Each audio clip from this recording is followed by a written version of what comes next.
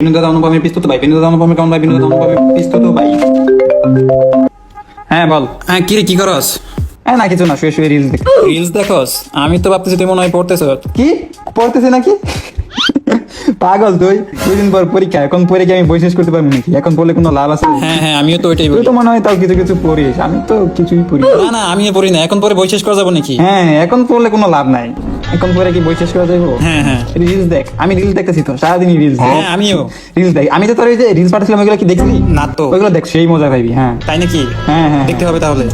আমারও কিন্তু পাঠাইছি রিলস, পাঠাই ভালো রিলস পাইলে আমার পাঠাই দিবি, ঠিক আছে? আচ্ছা বন্ধু, পাঠাবো নি। হ্যাঁ আচ্ছা রাখি তাহলে। হ্যাঁ এই শুন শুন শুন, বিকেল বেলা সবাই মিলে একটু ঘুরতে যাইতে চাইছিলাম।